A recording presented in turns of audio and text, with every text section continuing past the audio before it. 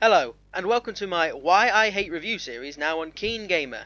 To introduce this series, it is obviously a review series, just thought I'd say it for those of you with short-term memory, but does not actually consist only of games that I hate, although I am looking at you Black Ops 3, you little tease you. It is now primarily an initial negative look on games from the start and then countering those points on whether the positives outweigh the negative, and from that hopefully you can make up your own bloody minds. So, with that out of the way, this is Why I Hate Bloodborne, which you should have noticed from the video in the background or the title of this video. Bloodborne is a game by FromSoftware, so unless you're sadistic, determined to a rather brain-dead degree, or on the receiving end of a rather cruel joke, you may not have actually played this game. Refer to the Dark/Demon Souls games by any gaming outlet to understand the pain involved with these games if you are unfamiliar. The plot is that people have been doping up to make themselves big and strong instead of drinking fucking milk, and they have pretty much all turned into beasts or other similar monstrosities, which of course means you need to go out into the world with your euthanasia kit and put multiple Fidos down with all manner of sporks and other cutlery. So, the first thing the game does not let up on is the blood, understandable with the title and all, but it does seem to repeat the word blood like it has an intermittent stutter, relative to the plot but cumbersome to the dialogue to say the least. Although like all Souls games you can entirely ignore the story and dialogue and go right to killing if you so choose, so there is that. To go with the rather depressing, or uplifting if you're sadistic like me, theme of blood, this game is dark and gloomy all the way from start to end. You start in a Gothic style city, complete with sewers, and end on top of a Dracula style Doom fortress, complete with crying child in the background. No joke. So, if you want a purely fun experience, I suggest you go home and drink until you're on Viva Pinata. The other main complaint with the game is the number of weapons available to the player. In the main game, I'd guess it's less than 20 variants, not including the guns as they all do pretty similar things bar two of them.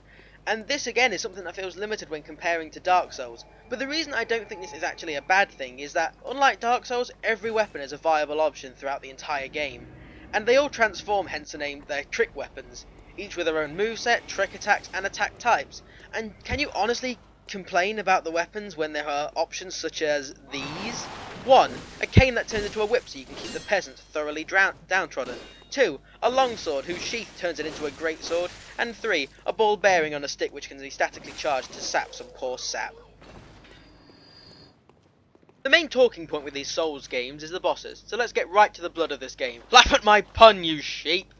There are bad bosses as usual in this game for various reasons. There are ones far too easy to be bosses like the army of Smurfs which just feels uncomfortable to massacre, and cheap bosses who aren't hard by themselves but run around and use regenerating mobs like a little bitch. Watch out for Mikolash, the complete wanker boss fight. However, those don't take away from the good fights in any way. There are intimidating but fun to master and destroy fights like Vicar Amelia, no joke really comes to mind there, and the Ringwraith trio. However, the best are the hunter boss fights. For context in this game, you are a hunter as they hunt beasts, and there are many other hunters in the world.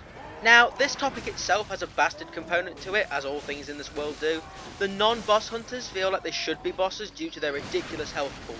Some NPC hunters will try to kill you because reasons, and the damage they deal is manageable, but the tankiness of them feels rather cheap, especially as you can't tank shit. So, they themselves are mainly just annoying and not really fun, but the two boss hunters in the game are actually the best bosses in the game. They feel amazing to combat and eventually defeat, as they move the same as you and react to staggers and weapons much the same as you do. All in all, they are just perfectly designed for balance, challenge and funsies. So, as a sign-off note, it is fun to play if you like challenge. It has a refined combat system to keep it from getting old, and I will say I found this much easier than Dark Souls 1 and 2, but others say it's harder, so I suppose it depends on whether you're better at slow and careful or caffeine-filled strategy to whether you prefer Bloodborne or Dark Souls. But in the end, I would say I recommend this game if you are a gamer like myself. Thanks for watching.